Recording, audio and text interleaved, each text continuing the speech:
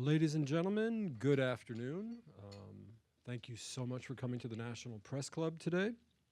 My name is Jacques Berlinerblau, and I'm a professor and the director of the Center for Jewish Civilization at the Wall School of Foreign Service at Georgetown University. Also in attendance today is the senior advisor to President Jack DeGioia. That's Mr. Robert Burkett, way in the back, Mr. Burkett. So President DeGioia is with us, as it were. I'd like to welcome each and every one of you to the inaugural session of the Center for Jewish Civilization Downtown Policy Series. This was organized and conceived by Mr. Michael Stetcher, SFS class of '07. Michael, where are you? There he is, right there. Everything you see in front of you and behind you is because of Michael. Thank you so much, Michael.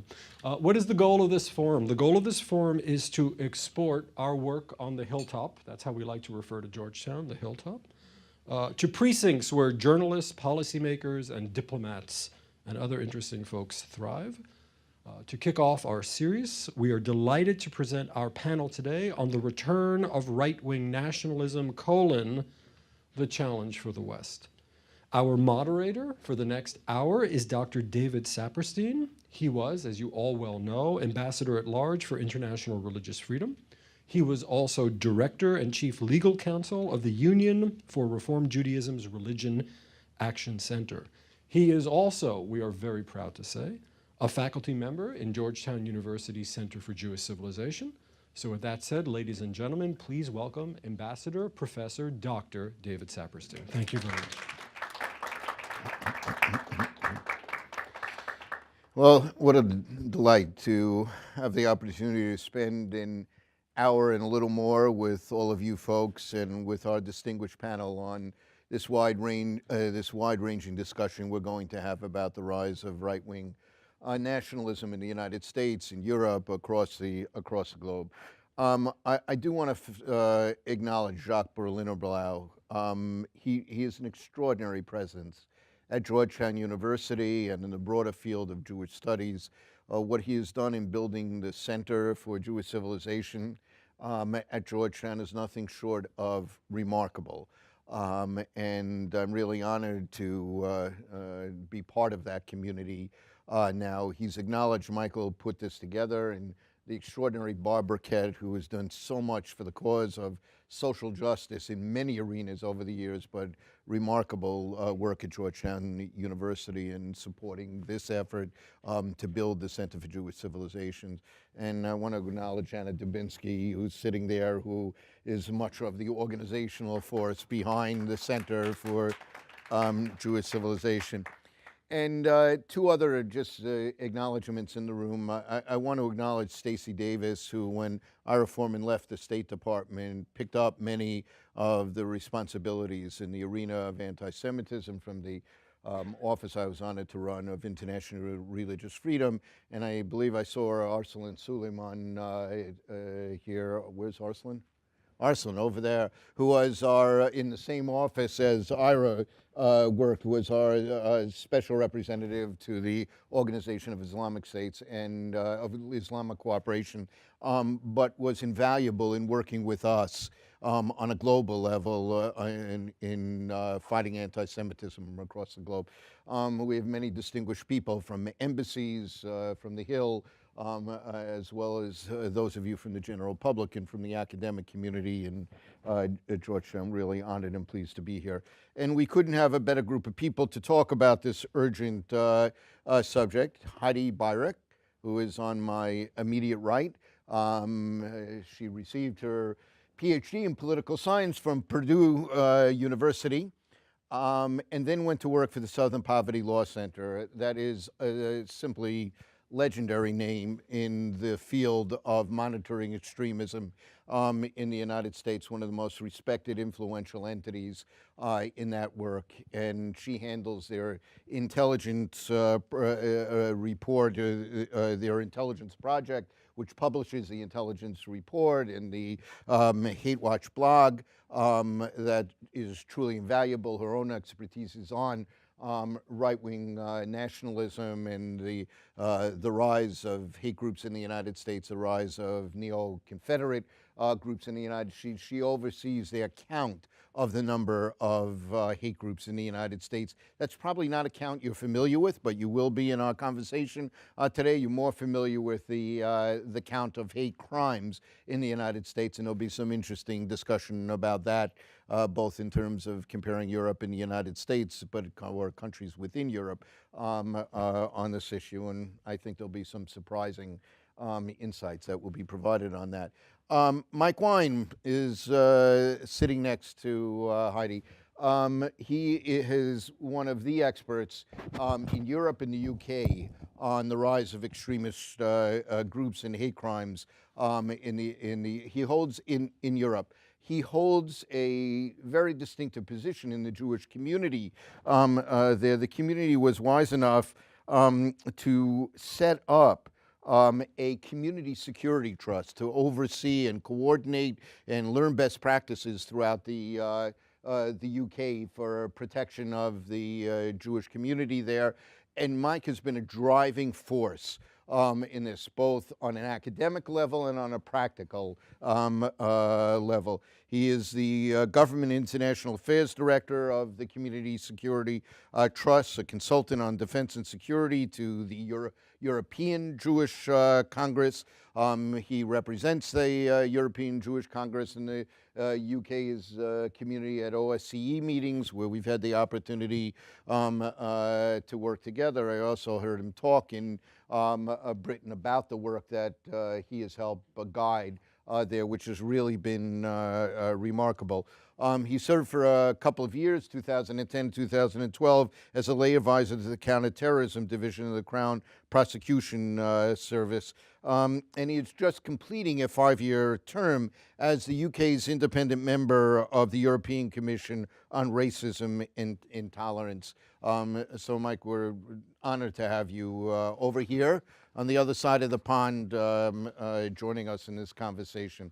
And my dear friend Ira Foreman, who was a colleague during our tenures at the State Department, a friend for many years before that. I think, I didn't ask you this, Ira, I think we first met when you were at AIPAC as a political director and legislative liaison there. He worked for 15 years as the head of the National Jewish Democratic Council, a liaison between the Jewish community and the Democratic Party, and did groundbreaking work, built that organization. He worked at the Clinton White House, and then he worked on the Obama campaign in 2012 in terms of outreach to the Jewish community, but then picked up the very important post related to this work as the special envoy to monitor and combat anti-Semitism. We call it SEAS, S-E-A-S, at the State Special Envoy Anti-Semitism at the State Department. I can tell you firsthand how relentless he was in representing U.S. efforts all across the globe to confront anti-Semitism, and how respected he is by other experts in the field, but by Jewish communities all across the globe who felt the protective impact of his efforts. So we couldn't have three better people to be talking about this issue. I'd like, Ira, I'm going to start at that end of our panel here. Let me just ask the general question to each of you. If you had to look back over the last year or two and identify the trends that most concern you, the most alarming trends of the last couple of years, the most alarming changes of the last couple of years in terms of the rise of right-wing nationalism, the rise of anti-Semitism, what would you lift up? Well, I'm not sure always the 2 years is the best time frame, but I would say certainly the 2 years really does relate to what's happened in the United States. The willingness of people in a public forum to say things that in the past were really verboten.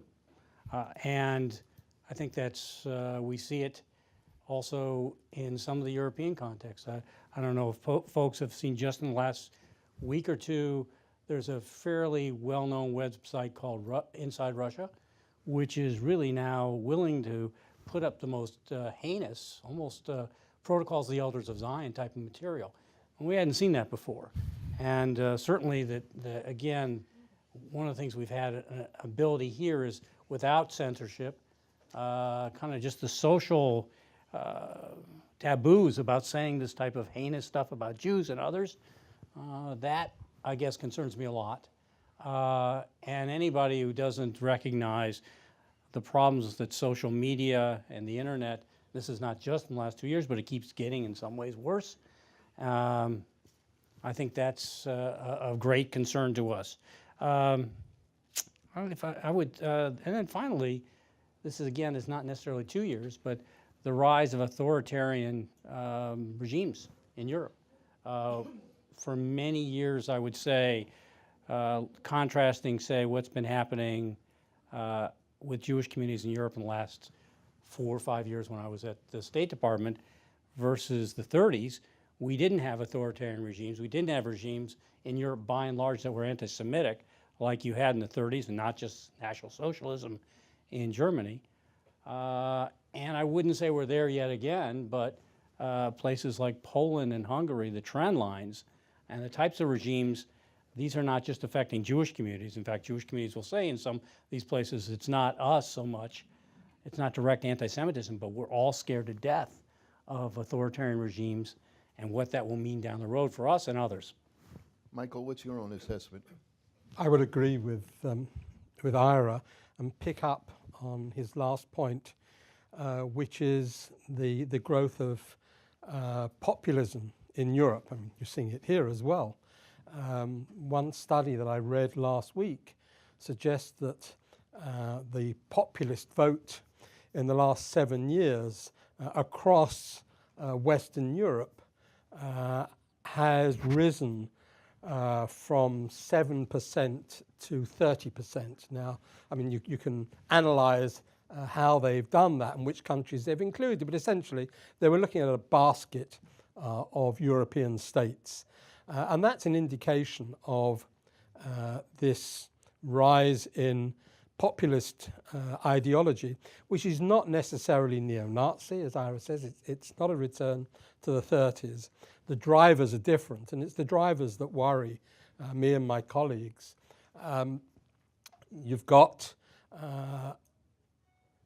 sometimes understandably, a reaction against the liberal democratic consensus that has prevailed since the end of the Second World War, and sometimes for good reason. I mean, it's quite easy to see why people are reacting against that, but there are other reasons driving it, and it's certainly the fear of globalization. In Europe, it's particularly a fear of migration, especially Muslim migration.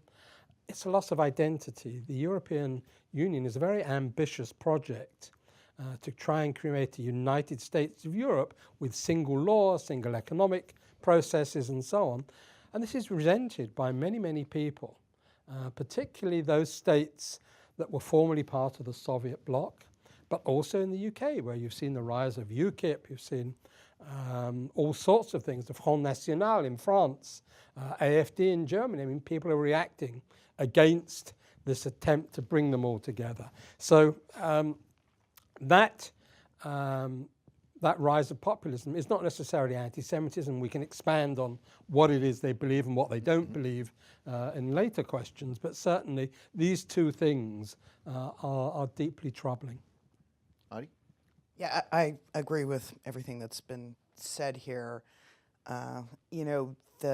Probably the scariest thing that I have seen recently in the U.S. context that relates to both rising populism and the idea that social media is pushing, ideas that used to be verboten into the public space was a recent Washington Post, I think ABC News poll that showed that 9% of Americans were perfectly fine with people with either neo-Nazi or white supremacist views. The neo-Nazi part being perhaps more surprising. And if you extrapolate that out to the population, you're talking about 22 million people who are comfortable with ideas that I thought had been rejected.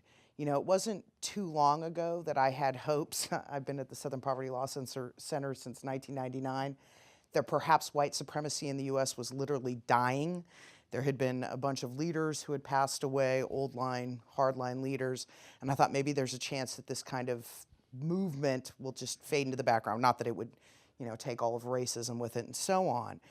But the truth of the matter is, just in the last couple of years, and largely energized by Trump, we have had a whole new young cadre of white supremacists and neo-Nazis come up in the United States to lead the kinds of organizations that you all saw on the TV in Charlottesville. And we have a re-energized movement, a frightening number of hate groups, and a milieu on the web where these people can easily spread their ideas. And they use it aggressively to recruit and radicalize. And, just to finish the doom and gloom segment, we've had an incredible rise in hate crimes against just about every minority population in the United States over the last year. And we've had a lot of domestic terrorism, including many, many attacks by people who either spouted Trump's words or were inspired by white supremacist ideals. It seems to me that this is a very precarious situation. These are ideas that we thought were thrown in the trash bin of history, and this resurgence is, it's really troubling. So before we leave the doom and gloom, let me just ask another contextual question like this. Give us an overview of the sense, again, you can pick whatever time, the last year, the last 2 years, 3 years, whatever you want, but about the growth of hate groups and hate crimes in the areas that you follow. Heidi, you want to? Yeah, well, the number of hate groups has been, frankly, on a tear in the United States for about a little over a decade. And so it just seems to go up and up, up and up. We're going to be releasing numbers again in February, and I don't expect the trend to change on that front. The hate movement is also very complex. It involves people who hate Jews, people who hate Muslims, people who hate the LGBT community. It's a shockingly diverse group of single-mindedly ugly people in the United States. And the thing that I would argue sits behind it, setting aside just immediate politics that we're experiencing, is the changing demographics in the United States. I mean, the fact of the matter is that this country is going to have, white people will be a minority sometime in the near future, 2040s. And that is driving a panic among these groups and radicalizing white supremacists. At the same time, hate crimes are up, and the FBI's numbers, which usually come in at around 6,000 a year, horrifically undercount what we know the real number of hate crimes are in the United States. 6,000 for all hate crimes, for all groups. Every type of hate crime. Usually anti-Semitism and anti-black hate crimes take the lion's share of those, or the biggest spot. The LGBT community, interestingly, is the most victimized when it comes to violence on hate crimes. But the Department of Justice has released reports going on now since 2005 of survey data that says that hate crimes really about 250,000 a year in the United States. So there's a plague of violence of this type going on in the U.S. that we just don't know about because we don't count it. And how do you just, the hate groups, if you compare, let's say, 2000 to this past year, it's just so people have some idea of how many of these groups you're following, monitoring. In 2000, there were 602 hate groups in the United States. And last year, we had 917. Now, that number has been higher recently, up just a little over 1,000. I think our high was about 1,017. But what's interesting about this is in the 1990s, when we were counting hate groups, the numbers it wasn't this like constant rise. They bounced around about 450 a year. So the marker of 2000, which is also the year the census told us about the changing demographics, tells you something about what's motivating that movement over time. Of course, when Obama was elected, black president, that helped as well. Mike? It's just a common feature of the measurement of hate crime that it is phenomenally under-recorded. The British government carries out an annual survey, it's called the Crime Survey of England and Wales, which shows that if you compare the figures of people reporting hate crime against them or their family against the numbers that are actually reported to the police, there's something like only 40% that are reported to the police. The same sort of situation applies across the whole of Europe. When the Fundamental Rights Agency did its last survey, or its first survey of anti-Semitism, it also found that about 40% of hate crimes against Jewish victims were not being reported. So the question is why? Well, mostly because people didn't think the police would do anything, or there were cultural and religious reasons for not going to the police to report. And that issue was quite shocking to the European Commission, the commission that owned the Fundamental Rights Agency, or rather the Fundamental Rights Agency reports to the European Commission. So that sort of galvanized them into doing something. And of course we've got a whole host of things which we can talk about later. But most notable is the fact that we now have legislation in Europe which all European Union member states have to apply. The framework decision of 2008. There are other laws as well, which European states, either within the narrower European Union or the wider Council of Europe, have to apply. So there's a recognition of the problem and a willingness, at least at the IGO level, intergovernmental organization level, to do something. The problem is, of course, where states fail to apply or fail to apply effectively. So that's one point. Hate crime is under-recorded. In terms of groups, well, 10 years ago, apart from the Germans and Austrians, I mean, nobody had these far-right groups. They'd all disappeared. The British National Front and the French Front National and the EDL and other groups like that had more or less fallen apart. What has brought them back into life again, of course, are the problems that I mentioned at the beginning. Fear of migration, particularly Muslim migration, and a loss of identity, a loss of national identity in Europe. People did not, it seems, want to subjugate their national identity, their local, regional identity, with that of a wider Europe. So this is sort of a very important driving force, and it's leading to the rise of these groups. And often they are not focused on Jews. They're focused on the Muslims or other minorities. I mean, the LGBT community particularly. I mean, they are probably the community that is the most victimized, not just in the States, but in Europe as well, but for which we have very little data. Could you say a word about contrasting Great Britain with the rest of Europe? What are the similarities? Yeah. What are the differences? I think it's important. That's an important question, and the answer is equally important. I think there is often a view that all of Europe is the same. It's not. Really, there are countries in Europe where there is no anti-Semitism. There really is. I'm not saying that isn't the case in the UK. We are very good at measuring anti-Semitism. We have a contractual relationship with the police, one national police agency. So on a regular basis, we sit with them. They say, you've got incident number 1, 2, 3. And they'll say, yeah, we've got all that, but we're missing some detail. And they'll say to us, because it's mutual exchange, have you got incident number ABC? And we'll say, yeah, we got some of it, but not all of it. So we are exchanging data on incidents and other things as well. So we're very good at measuring because we bring these two forces together. And we've trained our community to report to us. I mean, I literally spent 5 years schlepping around the country, every synagogue, not just once, twice, 3 times, every Jewish school, every Jewish organization, saying anything happens, report to us, report to us, report to us, report to the police, but report to us. So there's that. We are very good at recording anti-Semitic incidents, and it makes us look much worse. On the other hand, I would argue, and my colleagues would agree, and I think the British community would agree as well, that we don't face the same sort of problems that they face in France or Belgium or Germany.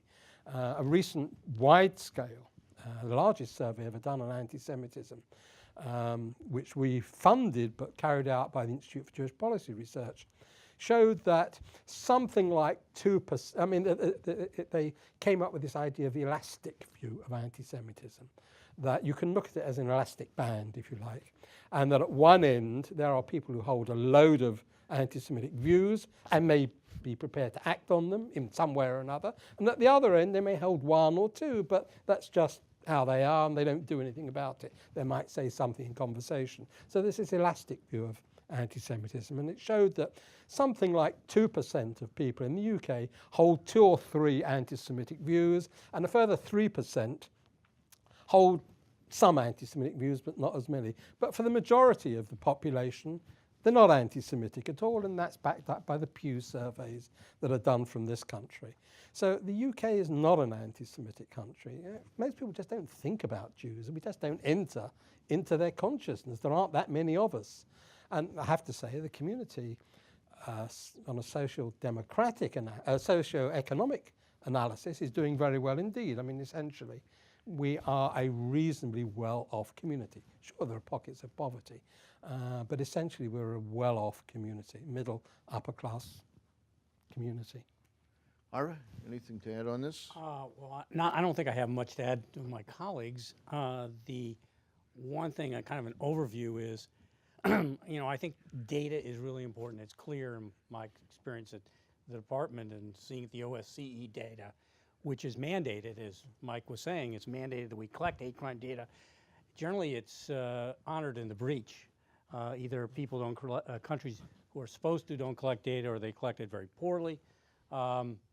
And I talk to my classes all the time about the importance of data and analyzing it. But all these phenomena, at least anti-Semitism, is an incredibly rich phenomena. It's varied, as Mike says. The differences in types of anti-Semitism, let alone the levels, are dramatically different in different countries. And you can look at all the data you want, really important to do so, but ultimately you've got to use a lot of qualitative information as well. And when community leadership, you know, whatever the data says, when community leadership says we're frightened to walk on the streets, that raises your antenna a lot. And sometimes that overwhelms the data that you do have.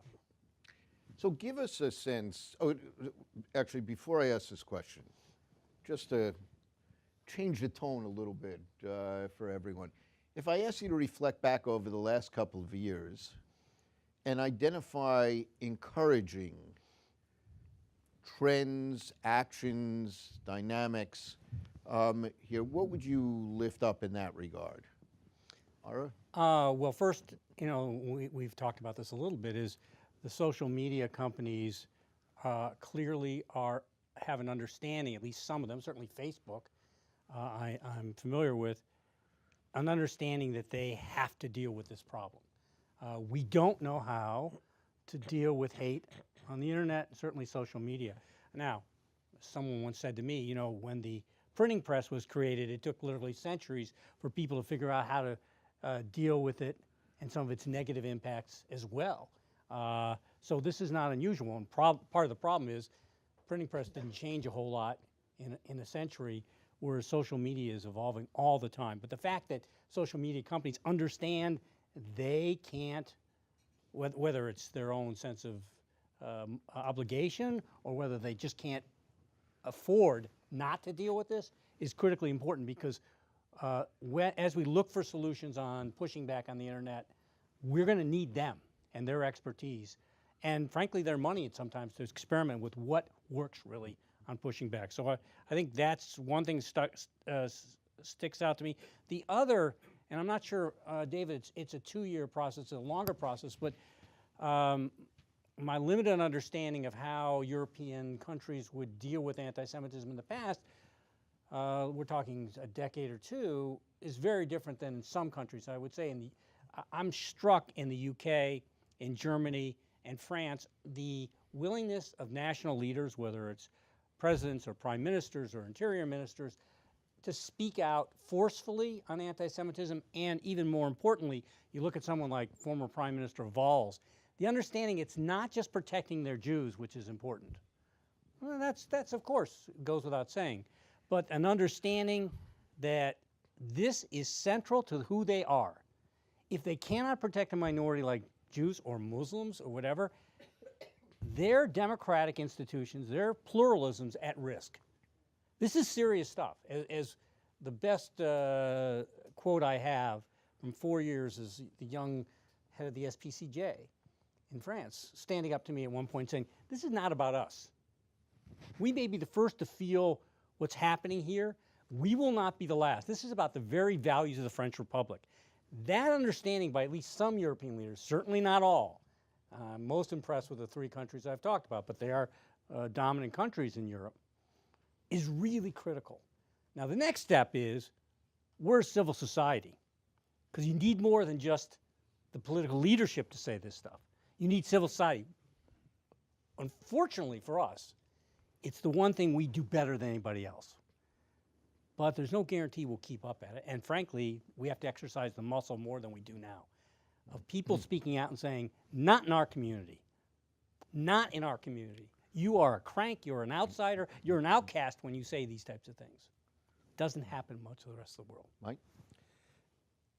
It's an absolute truism that a government's failure to recognize and to prosecute hate crime against a minority, any minority, undermines the authority of the government.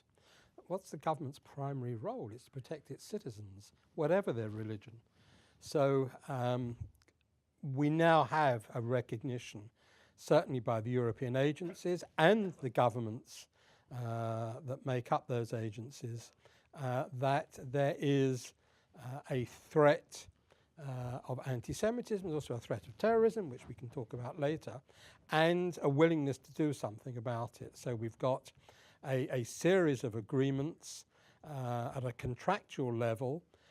One, the OSCE, Organization for Security and Cooperation in Europe, is running a program called Words into Action, which is an advisory to governments. I mean, I was involved in drafting it and carrying it forward,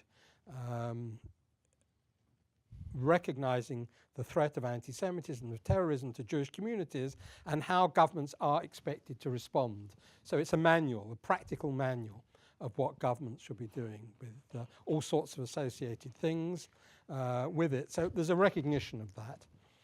But that recognition in and of itself is not sufficient. You have to have a basis of legislation. I mentioned the 2008 framework decision, which is basic European law, that governments are required to criminalize incitement to hatred and Holocaust denial. It's termed denial of genocide, but it includes Holocaust denial. And also on the internet, separate piece of legislation. It's the additional protocol to the Council of Europe Convention on Cybercrime, which European Union member states are now required to write into domestic legislation. So we've got basic European legislation. There's another piece of legislation I won't talk about. So the problem, as Ira says, is that some countries apply assiduously, others don't. And here's where they are beginning to deal with this seriously, because there's a recognition often that civil society expertise is more useful than is criminal justice agency expertise in this arena, recognizing, dealing with hate crime. So there's a push, a big push to promote civil society expertise.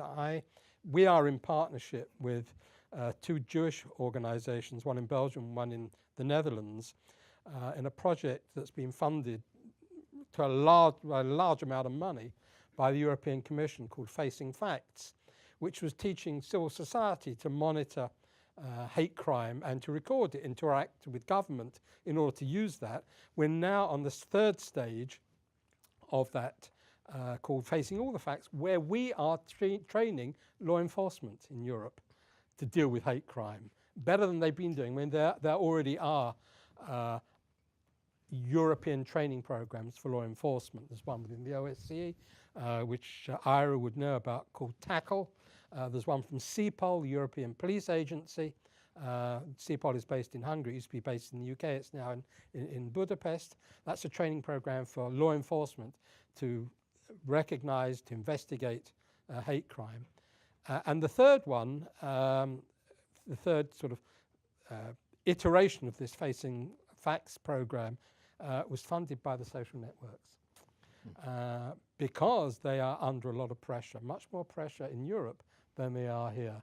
We now have a European agreement with Facebook, Twitter, Google, and Microsoft that they have to remove criminal content as defined by the 2008 framework decision. And they have to do it within a certain amount of time. And last Thursday, the European Commission released privately to some of us the third round of monitoring, which shows, by and large, something like a 72% success rate. In other words, those social networks are removing criminal content on the application of civil society groups, nominated civil society groups, and within a certain amount of time. They have to do it within 24 hours. Now, that's the average. I mean, some countries are saying, well, they're not doing it at all, and others are saying they're removing everything. The social networks now are under the threat of criminal proceedings if they don't act. And as you may know, may not know, both France and Germany have threatened to prosecute Facebook and Google for hosting criminal content. And we have a European Court of Human Rights case which holds an internet service provider responsible for criminal content, which when I presented that in California a couple of years ago, because I was negotiating on behalf of the British government with the social network, I said, you're going to go to jail if you don't take down criminal content. You might argue freedom of speech, but there's a different attitude in Europe. Our history tells us we have to prosecute. I'm glad that you raised that. The difference between the United States Big difference. with seeing hate speech as a category within protected speech and Europe is a significant difference, which we can explore later. Heidi, anything positive to lift up in terms of the U.S.? Yeah, well, I think we can very much thank Europe for what's happening on the social networks, which I do think is a major, major thing to have hate content removed in a reasonable way. I mean, I can just tell you, I know Mike can tell you this too, having conversations with these companies a couple of years ago was like talking to a wall about these issues. They all had terms of service that supposedly banned things like racial incitement, violence, and in essence, they were doing absolutely nothing. And I don't think we're having the debate anymore, at least on an ethical or a moral level, about whether or not this stuff should stay up. I know Facebook executives are running around Europe right now actually begging to not have the laws go further than they have. And, you know, one of the things that I think is most important here actually is it's not just about, you know, hate speech and hate content and Holocaust denial being posted, but the people who allow extremist groups to raise money, like PayPal, for example, Make and Move Money, are now taking this seriously as well. And the crippling of access to financial instruments like credit cards, bank accounts, PayPal, and so on, means it's much harder for these groups to raise money. And that is, I think, going to be a significant factor in impacting what they're doing.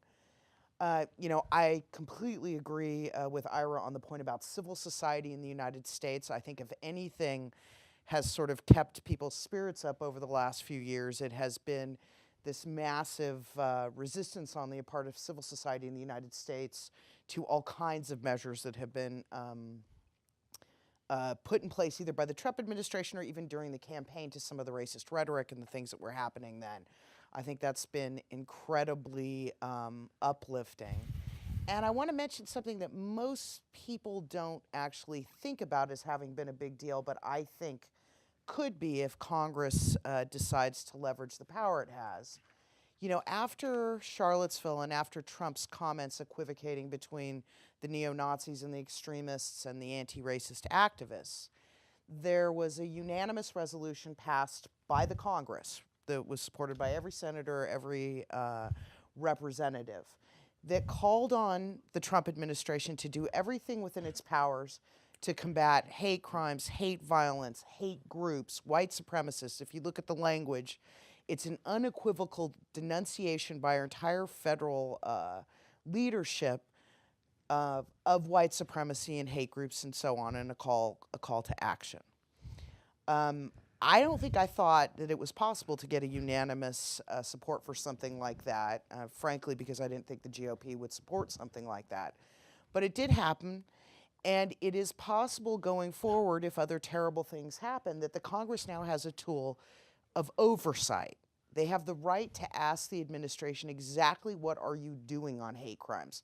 What are you doing about domestic terrorism? What resources are you applying to reduce the threat of white supremacy and so on? And I think if utilized, that could be a pretty powerful tool. And I think it matters that, the entire Congress denounced hate groups and white supremacy. I mean, there's something to that. That's very, very important. So those are sort of the good news in the world of bad that I've seen in the last few years. Very helpful. I want to drill down into some of the issues that you've raised. So Mike twice referenced globalization, fear of migration as factors driving the rise of both hate groups and some of the right-wing parties. And the parties are an interesting dynamic here because you have them all over. The Golden Dawn in Greece, the Law and Justice Party in Poland, the Justice and Development Party in Turkey, which raises significant problems. The ones you named in France, National Front, and in Britain, and you can go down the list of a number of these. Did I hear you right to say that the number of people who have voted for one or more of these parties has gone from 7% to 30%? Yeah, well, it wasn't neo-Nazi groups. It was across the yeah. populist right, Across across a basket of countries. Right. Yeah. Here, so that's actually extraordinary development. I don't know the exact. I haven't seen polling data in the United States. Putting aside people's views on President Trump's policies, about that percentage of people who just aren't bothered by the rhetoric, but you're going to be approaching that kind of level, I suspect, in the United States as well. What is driving this? You named a couple of those things, but I'd love to hear everyone talk a little bit further about what you see driving the extraordinary rise. Because if you think about it, nearly a third of these populations, it's really frightening in terms of this. And we really have to come to grips with that. Help us understand the different dynamics that you think are driving. And Heidi, how about here in the States? Well, I mean, I mentioned this already, which was the issue of demographic change, which I think is critically important. Immigration, whether we're talking about, sort of brown-skinned people, Latin Americans in the U.S. space, Muslims in Europe, I think is, it's a factor that can't be ignored. And Mike made, I think, a very important point that is tied up with this migration issue, which is the effects of globalization and people feeling that their culture and their way of life is somehow becoming foreign within their own backyards, right? They're feeling sort of culturally dispossessed, I guess I would say. You could point to issues like the dislocation of the economy that happened in 2008, right, with this worldwide crisis. But I think, at least in the U.S. space, it's immigration that is the driver of the fears. And the hardest core extremists in the United States are, of course, clearly aware of this demographic threat to their power. Almost everybody at Charlottesville was talking about two things. One, we want a white ethno-state, and we don't want the Jews. And if you want a white ethno-state, you have got to have a majority, right? I mean, it's the baseline requirement. So immigration is literally a demographic death sentence if you come from that way of thinking. And of course, their anti-Semitism derives from the fact that they believe Jews are behind this conspiracy to bring non-whites into the United States. So I mean, for me, those are the main things that are propelling these issues. And I would say, I mean, I think you were hinting at this, Mike, that to a certain extent, democratic systems haven't responded well to those fears, and so these things are flourishing. Not only have democratic governments and the liberal democracy ethos failed to respond, it's often done itself a lot of harm. Any number of sort of liberal democrat governments or politicians have fouled the system in one way or another. And people look at that and say, okay, well, you can't run things honestly, we'll look to something else. That something else is not necessarily Nazism. Sure, in Germany and Austria and some other European states, this new right has elements of that in it. But there's also a creation, the birth of new right-wing thinking. which started in Europe, the identitarian and other movements, but has crossed the Atlantic, and you get a tie-up between the US alt-right and the European alt-right. It's about culture. It's not about race often. It's about culture. People are fearful that their white Christian culture is going to be swamped. It's not just migration from the Middle East. Europe faces enormous migration from Africa. Often people are Christians. I mean, it's not just Muslims, although that's the most easily identifiable target. There is a perception that over the next few years, for economic reasons, lots of Africans will want to come to Europe, which means that countries are changing. You go to Sweden or you go to Germany, parts of France, I mean, you've got 10, 12% of the community, of a population is not, if you like, indigenous. I mean, it's the wrong word to say, but people whose families did not originate there. And people are worried about their culture, the white Christian culture of Europe. So this is a major driver. It's very difficult to promote this if you're a Nazi. I mean, Nazism has a bad name in Europe. And so, you know, you dress it up with something else. But essentially what you're talking about is a white European identity. I mean, you see it in Russia with Eurasianism and Alexander Dugin. This idea of Eurasian, you know, the sort of it's a latitudinal identity of people who originate from Europe, spanning sort of Russia all the way across Europe to America.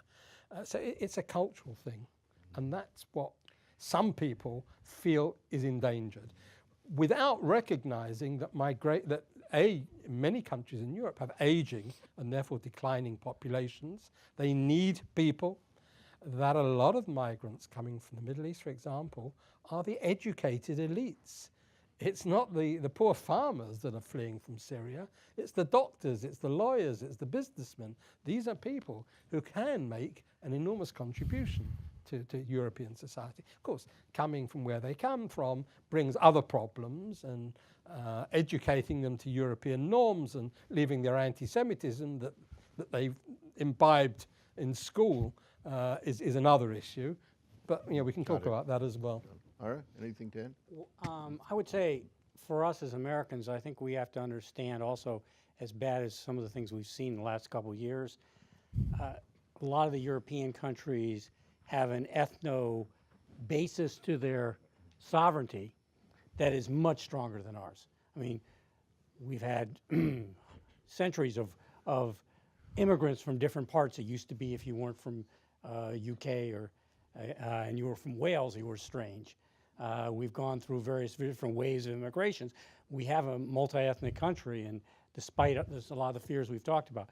You go to a place like Hungary, where essentially there's almost, other than Jews, there's hardly any minority populations, or Poland.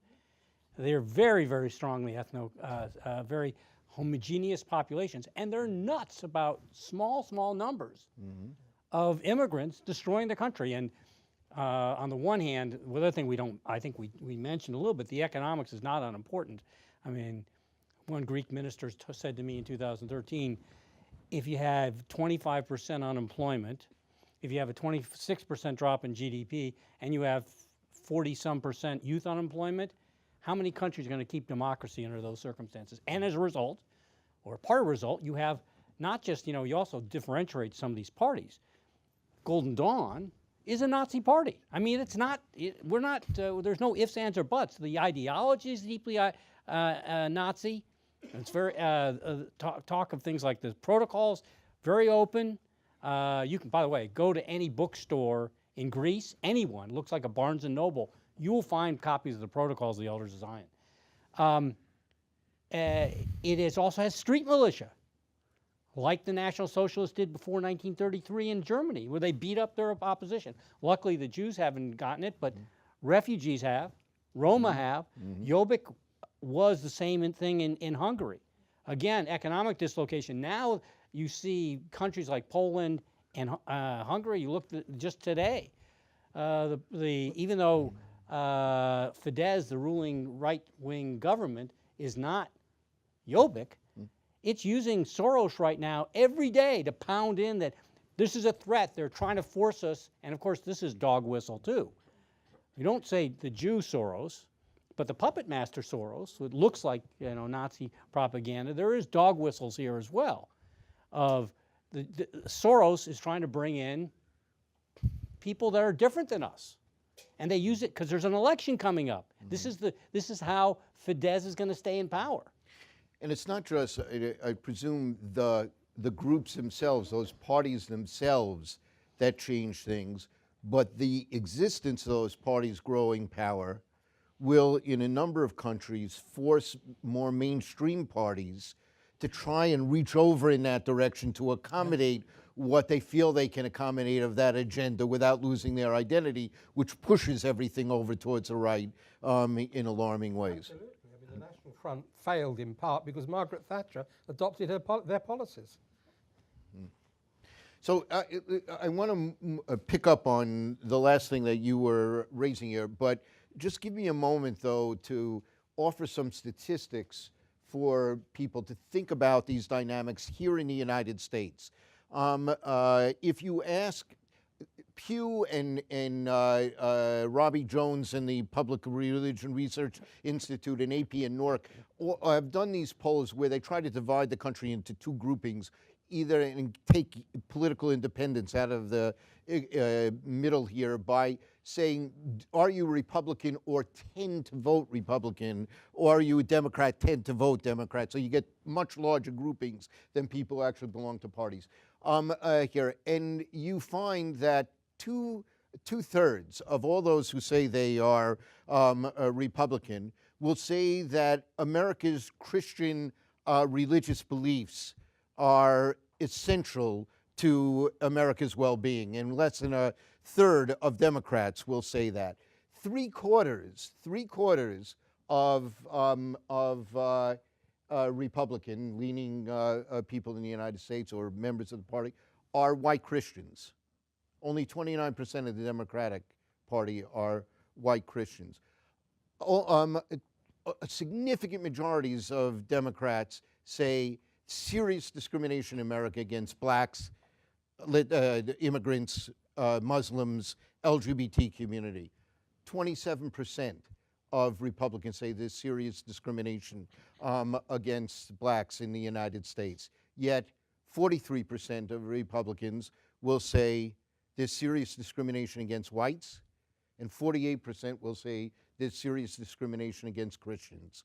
Here, huge differences and growing gaps. Pew talks about the growing gap between these two groupings on policy issues, et cetera.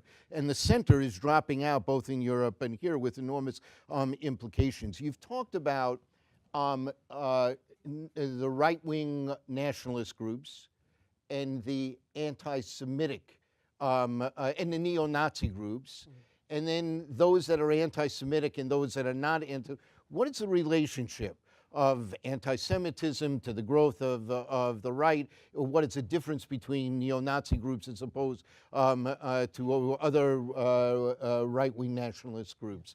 Heidi, any thoughts on this? Yeah, I do. Those statistics show you.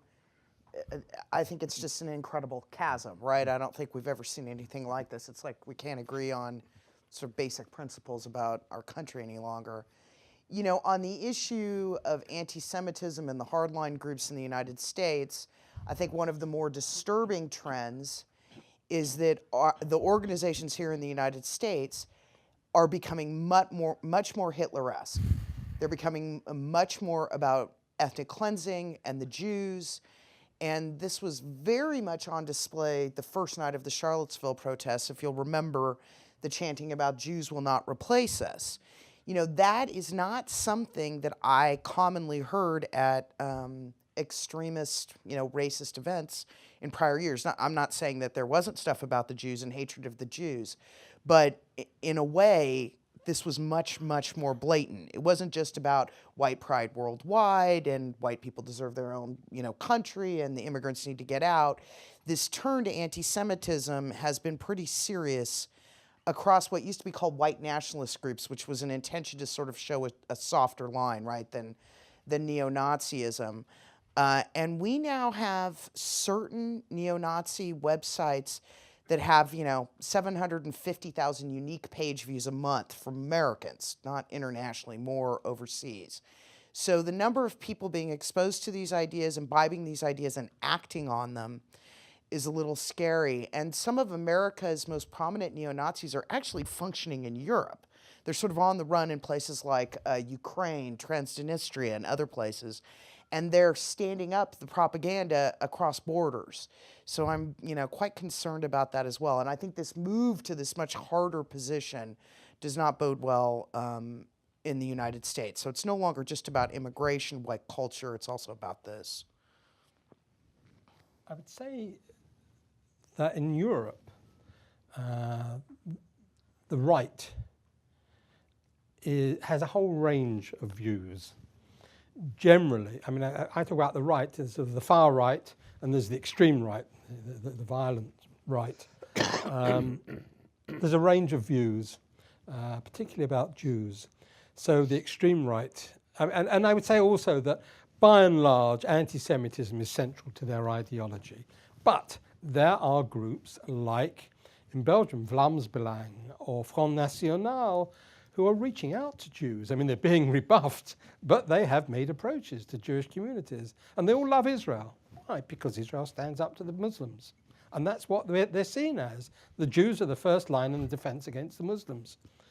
But you've got a whole range of views. So, for example, AfD, this growing force in Germany, which had, I mean, its leadership was divided. And in fact, the most prominent leader, Frauke Petry, had basically come out of the group recently over the division on anti-Semitism, with the extreme right elements still pushing it in a sort of traditional German manner, and others saying, no, we need to put that behind us like she was doing.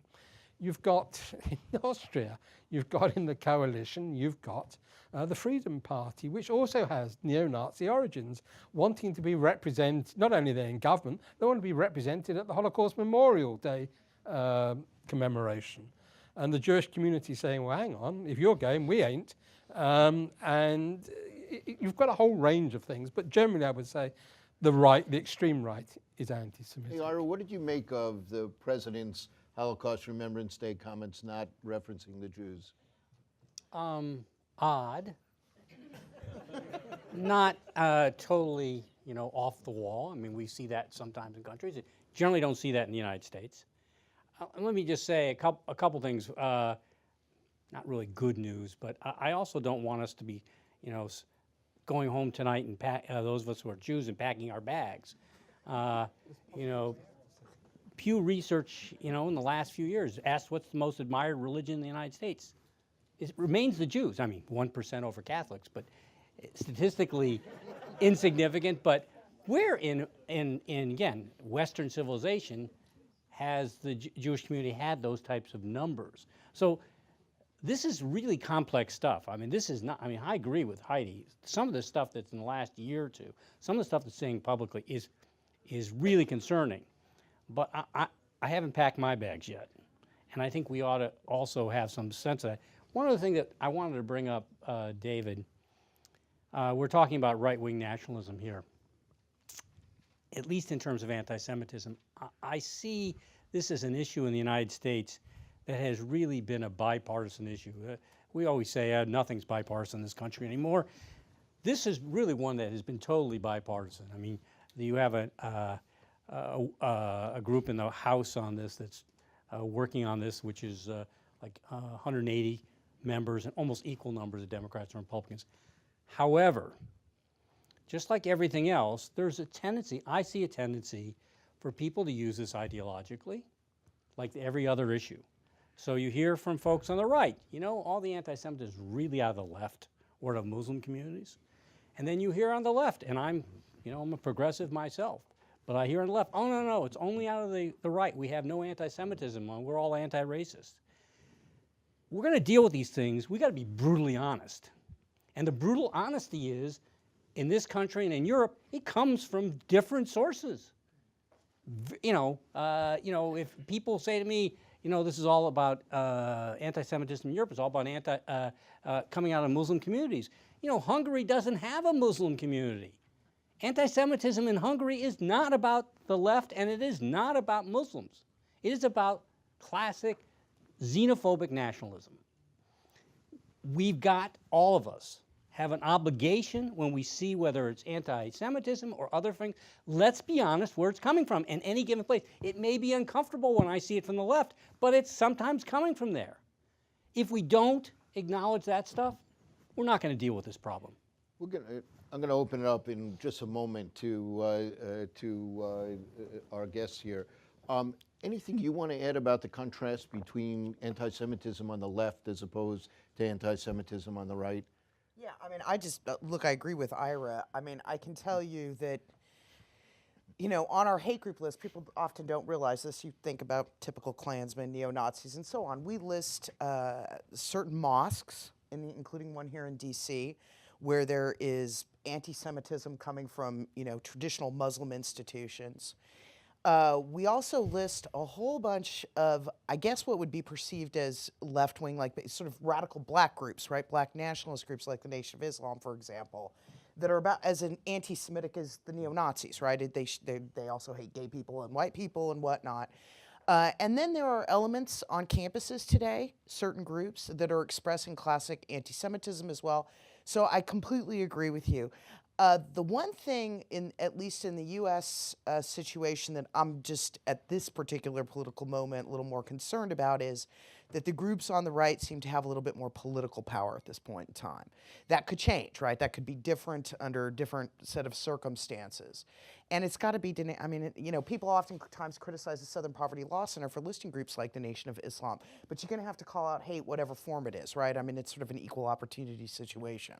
Mike, anything to add on this? Okay, Absolutely. we're going to open it up. So here are the kind of the rules of this. Do we have a mic that is going to go? We do. So we have a mic that's going to go around. I ask a question, or if you want to make an argument with someone, feel free. Keep it to a minute, because we want to get as many people in as we possibly can. So the gentleman right down front here. Hi, thank you. Fascinating discussion. I want to get to something you alluded to, and that is more in this country than in Europe, but the whole implications under the First Amendment, free speech. Traditionally, we've allowed hate speech. Witness the Skokie protest by the Nazis a number of years ago.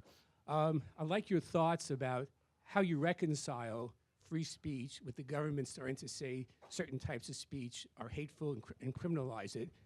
And then also, what are the implications of delegating that responsibility to private organizations like Facebook? Well, spending 4 years in representing the United States overseas, we would often argue with our close allies about government censorship, that we are not doing it. We would get beat up by our French colleagues, et cetera. And again, our goals were the same, et cetera. And I would strongly argue that though we have essentially no hate speech laws, extreme we do, but we really essentially, compared to the Europeans, we don't have it. We deal with hate much better here. Why? Is because we talked about that social mechanism. In Europe, you say Jews to the gas. Many countries you can get sent to jail or civil fines. None of that here. You're welcome to say it. But there's a social cost you pay here for saying it that you don't in most of Europe. And because of that, we're able to control a lot more of the hate speech. Now, I'm not saying that, again, I'm not going to make an argument now as a non-government employee that taking down hate speech on the internet in Europe sometimes will lessen the ability of these folks to, and of course they're doing it not through government censorship yet, but the threat of government censorship through essentially terms of service that all these folks have. I'm not saying that doesn't have any impact, but you take a site down, it can pop up tomorrow. It doesn't solve the problem totally. So the ability to get a social mechanism that pushes back against hate speech in the context of free speech It's a pretty darn good system. It usually has worked pretty well here. Anything? Yeah, I would say that the capacity of civil society is much more developed here than it is in continental Europe. I mean, the UK as always sits in the middle of the Atlantic between the US and the rest of Europe.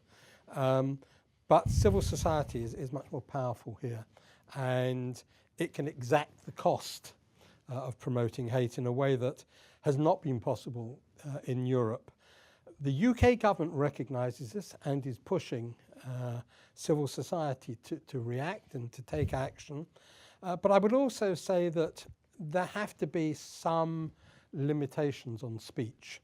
Speech which defames, speech which incites violence, I think should be sanctioned by society. If you look at any of the European laws, you will see that free speech is protected.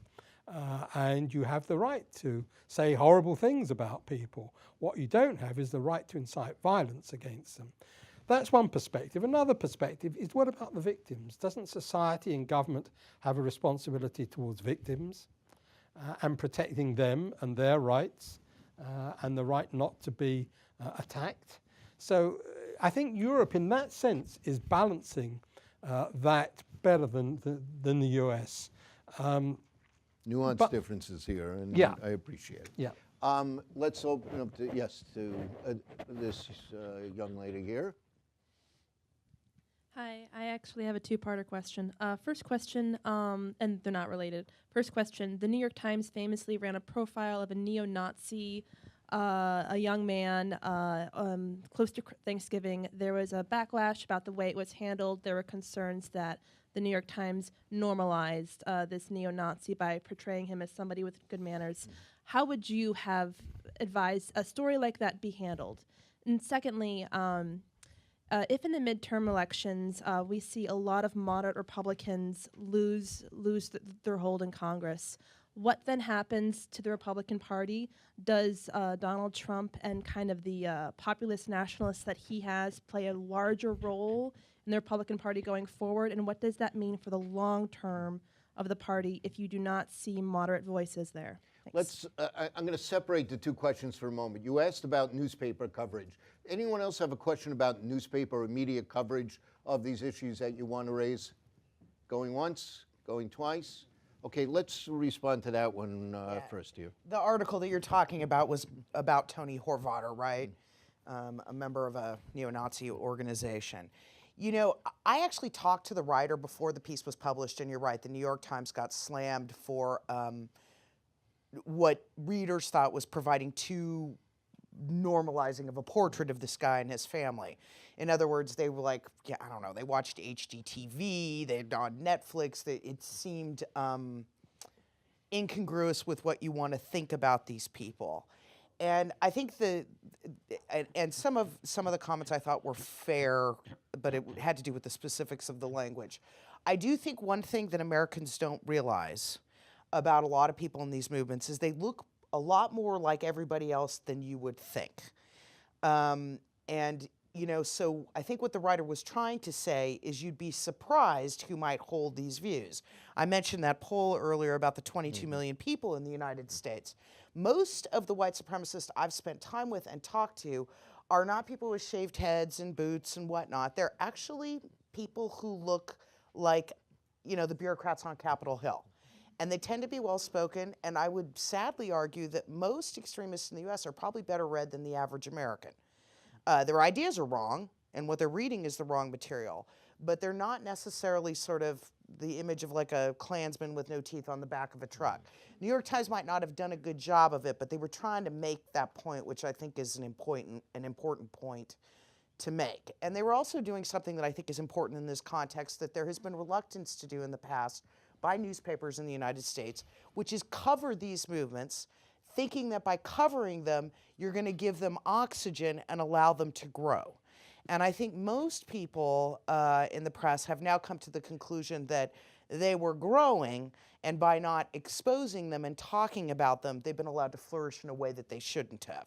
And that the public consciousness needs to understand who these people are and what they think. Anything to add on that piece of it? Heidi said it. Anyone else want to, you asked a Republican question, anyone else want to ask anything about the partisan politics piece of this question here? Thanks again.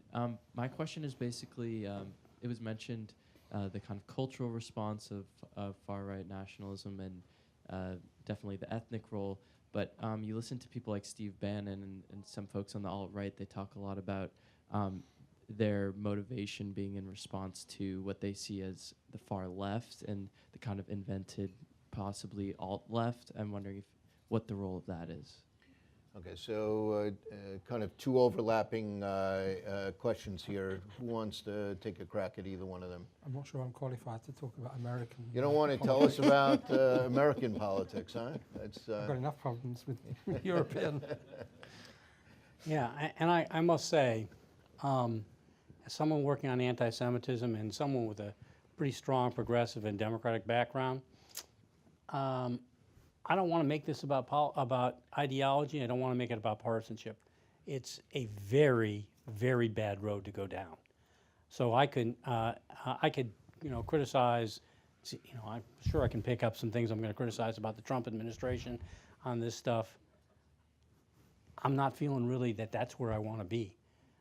If it's merited at times, certainly lots of people on Charlottesville took issue. I took issue with the president's response, but this, hate in general, and it's easier, by the way, with anti-Semitism. When we talk about Islamophobia and these, I think we haven't talked about this, is the linkages between these types of hates are very dramatic. They're very dramatic. Jews are not going to be in good shape in countries that are demonizing their Muslim population, and vice versa. But I see Ron Campus here. Ron just wrote a piece the other day about how this is being weaponized. People are using it on a nomination to HHS to weaponize the fact that, this party doesn't really care about anti-Semitism. This party doesn't care about racism. So, yeah, I think there's plenty of criticism. I'm going to stay away from it a bit. In the back, this. Hi, thanks. I have a question about. Hold on 1 second. We'll get you back. Thanks. I have a question about higher education and about the kind of targeted efforts to recruit students on campus, but also to attack faculty. And I wonder if Heidi, in particular, if you could talk any about that as a strategy to what you're seeing there. I mean, even on my own campus, I know a freshman who was contacted over the Facebook 2021 class of 2021 group within a week of registering for college to be recruited by a white supremacist group on campus. Wow. Any other comments about campuses and what's going on in campuses? In the front here. Thank you very much. It was partly my question. I teach young students, and some of them have come back, not to me, but I understand to a director of a Jewish education who said, you didn't prepare us for what we're facing on the campus today. And that's I think, a real danger. Could you elaborate, as this young lady said, as what's going on? And can we prepare students for what's going on the campus? Thank you. Anyone else on campus questions?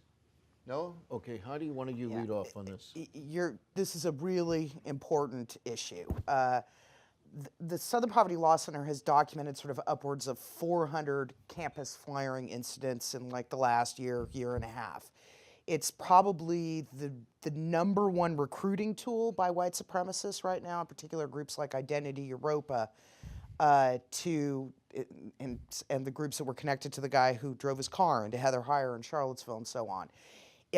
For these hate groups, it's seen as beneficial because you're guaranteed to get press, actually, in this case, because the campuses will react, and you're hoping to form young minds. And what I'm most concerned about here is that the ranks now of the white supremacist movement, the most active parts, are literally kids. I mean, I'm calling them kids, they're adults, but people who are like 16, 17, 18 years old that are getting sucked into this movement. They're not even millennials any longer. They're what's called Generation Z. They're sort of the generation one step younger than them. So, I think, you know, the way a campus reacts to these incidents is extremely critical. We have a handbook actually on our website for those who want to look at practical advice about this. But probably the most important thing is that it does not get swept under the rug, that the administration, the people who are in charge, address the issue and strongly reject the messaging that's put forward, while doing the difficult balancing act of still respecting free speech, right? Because you have these situations right now where people like Richard Spencer are coming to campuses intentionally to cause a ruckus, cause violence, rile up, you know, far-left groups like anti-fascist groups, it almost cause security scenes. And it's pretty scary because Richard Spencer, when he shows up, somebody tends to fire a gun, which has happened in multiple situations. So I find this to be dangerous. It may be working to some extent on the recruitment front. And it's very, very tricky for administrators to respect free speech while dealing with these situations. And frankly, it's not going away. In the wake of Charlottesville, we didn't see mass rallies really any longer. The hits were substantial to the movement on that front. But they did not slow down this campus activity. And if you read their message boards like I unfortunately have to do on a regular basis, you can see over and over again their emphasis to continue that campaign, to continue doing that. Ira, anything to add? Yeah, I just would agree with Heidi. It's a balancing act. I have 3 kids college age. I have one who's been an activist, and we have conversations all the time about stopping speech. He believes that certain speech that in the American context we would call this censorship should be stopped. And I keep saying to him, well, it's great when you can decide whose free speech you stop. What happened? But it's not going to be likely if we start really put lots of clamps on the First Amendment. It's not likely you're going to be the one to decide which is free speech and which is hate speech. And so it is a tremendous balancing act. The Spencer types are using the free speech very effectively. We've got to come up with responses that treat our college students as adults. Part of this is civic education. You know, we have not been doing civic education in a great deal in this country, and we're paying a price. We're paying a price. An understanding of our civic and democratic culture. We need to start talking to high school and middle school students about this. And that's one of the ways we start preparing these kids. And I think protecting them and saying, oh, we're going to put you in zones where you're not going to have to ever hear this is not the right way to go. Mike, what do we need to know about what's happening on college campuses in Europe? It's different. Certainly in the UK, we don't have a far-right active. Well, we had one individual who was active at Liverpool University, but he's no longer there. And we've had one other guy some years ago. I mean, it's not normal in the UK. France, Germany, Austria, yes, you do see the far right on campus, but fairly small numbers. It's not from them that the problem is originating. It's with others, particularly workers, who would formerly have voted communist or socialist or Democrat or something like that, who feel their futures are being affected. Certainly in the UK, we have very, very efficient programs educating students, both Jewish students, before they go to campus, when they're still at high school, and whilst they're there during the course. I mean, we will deal with hundreds, if not thousands, of Jewish students to ensure that they are not affected. And if a situation arises, then they're in a position to respond to any provocation. Sorry? We do, well, we train them in Jewish history and Zionist history in Israel. We do a lot about self-respect, about self-confidence, how to promote a case. We have all sorts of, in fact, we also do something at school level, slightly lower. I mean, sort of the last few years of high school, we run something called Streetwise together with Maccabi. You have Maccabi here. We have trained literally thousands of Jewish kids in Streetwise. That is how to avoid problems. We also teach 2 elements of the national curriculum to Jewish kids, so they're avoiding problems and learning how to handle themselves. The government thought it was so good, so we're running a pilot scheme together with Muslim communities to do the same thing with young Muslims as well now. But essentially, that pre-campus education in the UK is really done quite efficiently. We just to explain, we're going to end at 3:15 in 10 minutes. Here, anything to add about left-wing anti-Semitism on campuses? Well, I mentioned before a little bit, there are a series of organizations, I think they're called Students for Justice in Palestine. And in certain cases that we've written about, for example, at University of California in Irvine, those groups have gone from, what I would consider reasonable criticism of Israel or its policies into just blatant anti-Semitism. So we've got that problem. I think sometimes you can find this in the divestment groups too, where it goes beyond criticizing the state of Israel's policies and links into, it's the Jews, right? I mean, basically, these are sort of Jewish instincts to do these terrible things, and it's something we have to be really careful about. But I would say, for the most part right now, the problem in the U.S. is more from the right than from the left. Not that you should take your eye off the ball, right? Ira, did you? I just say that I was at GW about a month ago on a panel, and I had a young man from Students for Justice in Palestine who asked me the question, why is Israel sterilizing hundreds of thousands of Ethiopian Jews? I was not familiar with the fact that hundreds of thousands were being sterilized, and I asked the young man, how many actually Ethiopian Jews are there in Israel? Because there are not a couple 100,000 of them. So he started backing off and saying, well, maybe 10,000, tens of thousands. Do you have some data here on this? So I bring this all up is, can some of this stuff be anti-Semitic? Sure. Was it useful for me to say, you're an anti-Semite by saying that? No, it wasn't useful. And we want making charges of racism, anti-Semitism, let's be careful. These are precious terms. And sometimes it's better to just try to do some education of somebody and bring them back a little bit than rather than saying, well, you're a bigot. And I think that's something we also have to do. I should point out that Ira played a pivotal role at the State Department in trying to set up standards that the United States government would promulgate of when criticism of Israel spilled over the line into anti-Semitism. And by some of those definitions, I could have used anti-Semitism with this young man. But you also, again, we've got to be sensitive of how we talk to people. We don't want to talk to them, call someone a racist or an anti-Semite. And at times, you don't want to talk to these people. They're not worth talking to. Yes.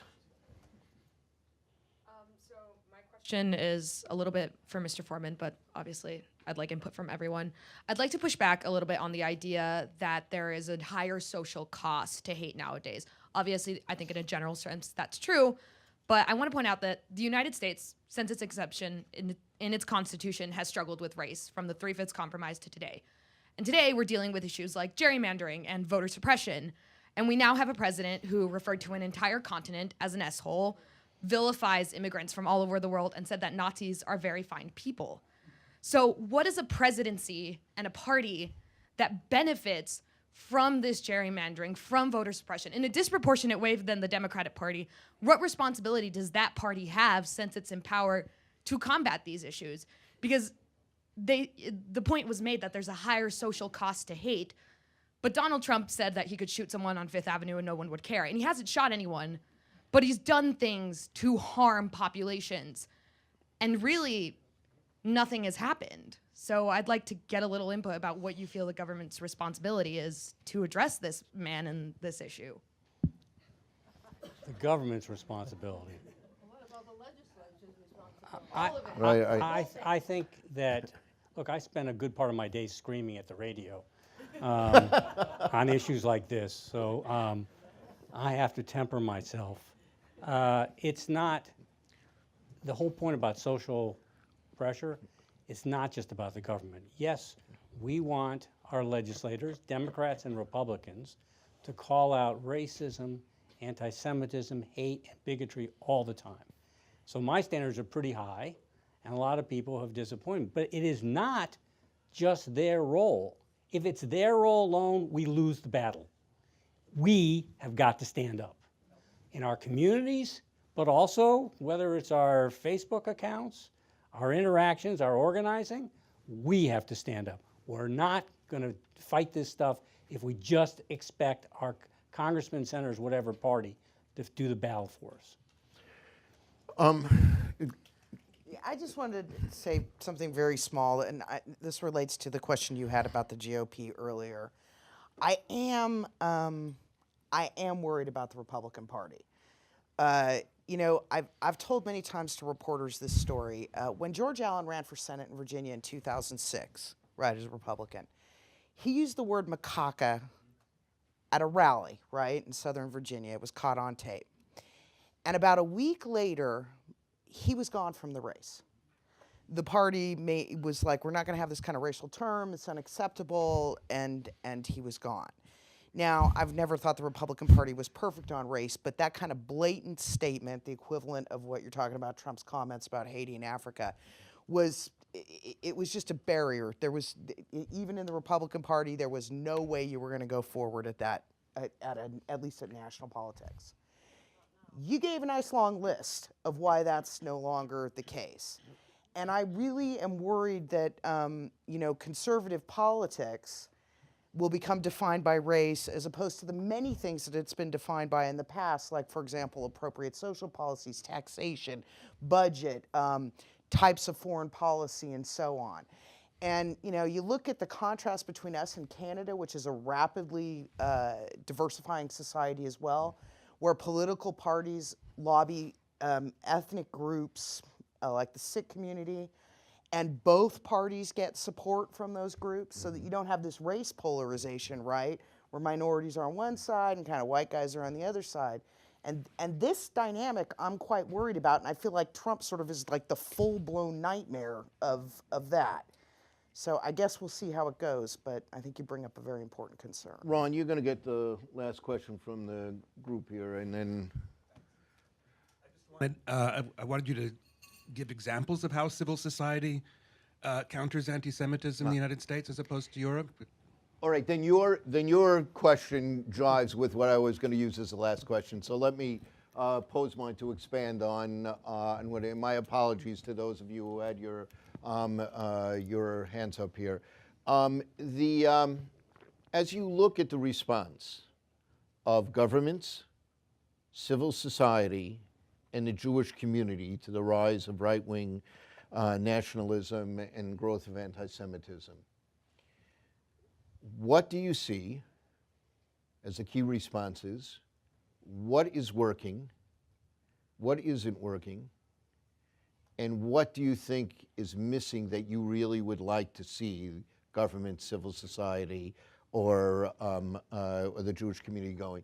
Let's take as a baseline here what Ira and the rest of you said.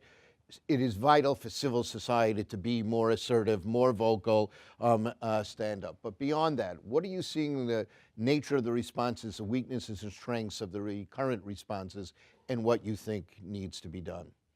Ira, let me start with you. First direct comment at Ron about what are examples. You know, and now this is a number of years ago, but it happened in Whitefish, Montana, something similar recently. Is a number of years ago, there was during Hanukkah time in Billings, there was a young Jewish family, kid had a menorah in the window and someone threw a concrete block through the window.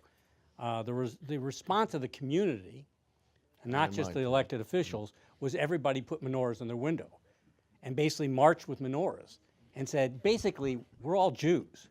And whoever is throwing these concrete blocks is a jerk and has no place in this society. A few years ago, in Oklahoma, the state senate, a state senator got up and was talking about an argument people were having, negotiations, and they said, we Jewed them down. And when he said that, there were no Jews in the Oklahoma legislature, the state senate, and when he said that, there was a little bit of a quiet, and he realized, you know, this is just a term of art, it's not meant as anti-Semitic at all. Well, within 24 hours, he was apologizing, saying, you know, I was brought up using this term. I realize how offensive it is, because, you know, his colleagues on both parties, but also clergymen and nonprofit leaders and leaders of the community basically said, don't say stuff like that. He backed off in 24 hours and said, look, I learned a lesson here. That's the example. Now, it's far from perfect, and I don't think we did it very much at all 50 years ago. We do it more now.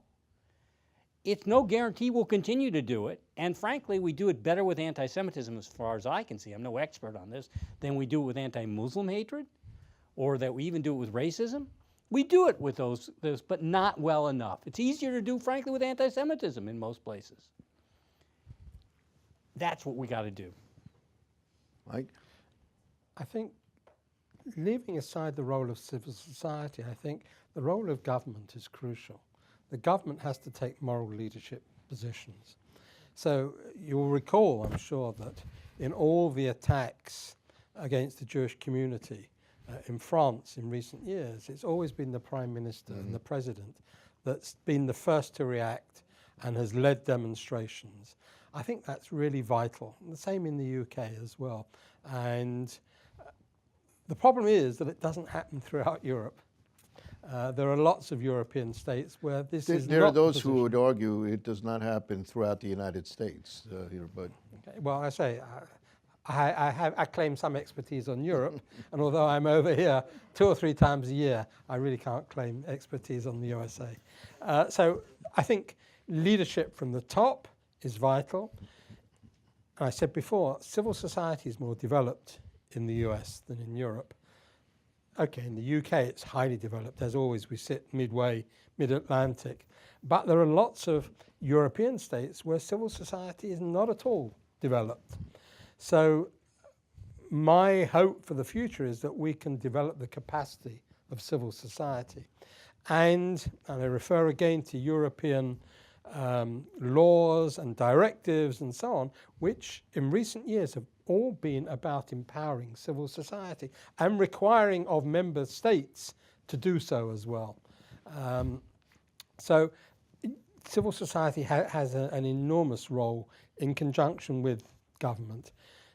One of the areas of work that I'm most focused on these days, I mean my professional work, is monitoring the application of European agreements and working with governments to apply those agreements. And one of the big areas for me is getting governments to collaborate with civil society. Again, there are European directives on this. Many governments and their law enforcement agencies are very reluctant to engage with civil society. And often civil society is reluctant to engage with government. They see themselves as mutual enemies. But the reality is that we're not going to deal with this issue, with these issues, until you get this collaboration and collaborative partnerships.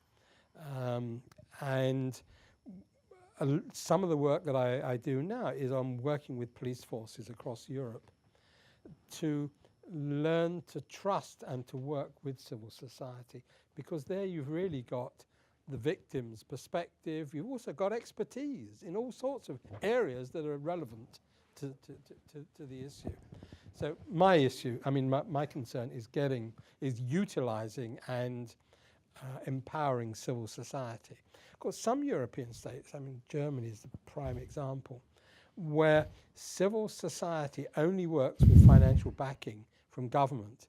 Every civil society group that you can imagine in Germany is all funded by the state. There is no private funding. In the UK, it's all private funding, and occasionally we might get a grant from the government to do something, but essentially we are privately funded. That is not the case in Germany. It's not the case in Austria and many Central European states. There is no basis, economic, political, historical, cultural, for civil society to develop. And that is something that I want to see work done. Yeah, I'll just make it short because I agree with what's been said here. You know, in the U.S., we have had incredible examples in the last year of civil society efforts. For example, Muslim Jewish communities dealing with cemetery desecrations and, you know, the entire city of Denver creating this massive task force to take on hate crimes. I guess, you know, as I listen to Mike talk, I would like it if our sort of government, not just at certain city levels, would step up to the plate and do some of the things that I think political leadership in certain European countries has done. So there's got to be somewhere in between, right, where the two exist. So two closing thoughts here. One is the ADL, the other preeminent entity monitoring extremism, in its surveys measuring consistent questions about how to determine anti-Semitism over decades. Here indicates today about 14% of the population hold anti-Semitic attitudes. It's 40 plus million people in the United States, but there have been powerful social and cultural constraints against acting on that or giving voice to that. It was relegated to the fringes of society that it happened. Indeed, if you look over the last 100 years, every great achievement for social justice in this country happened because of a bipartisan coalition of decency on Capitol Hill and a multiracial, multi-ethnic, multi-religious coalition of decency throughout the country. We need to restore that because we have seen the constraints lifted between certain political leaders who have lifted those constraints and the anonymity of social media that has put such vile messages out there. We have to work harder than ever to restore this, and I sort of hear is a common message between that applies to Europe as well as to the United States. I began by introducing my three colleagues here and what attesting to what expertise they brought to bear on this subject. So first, I want to thank all of you who asked questions. These were really good questions. I want to acknowledge that there were over half a dozen hands still up, and I'm sure every one of those questions would have been as challenging and valuable to have had a discussion. But I hope you were really as awed, impressed as I was by the mastery of these three remarkable people who have dedicated their lives to combating and neutralizing extremism in the countries that they represent in the world and making this world a better place. They are exactly the kind of voices that if we're to succeed in the endeavor that brings us together, we need from our leaders. And I want to thank you all so much for this remarkable thing tonight. Thank you. Food and drink left, so help yourselves.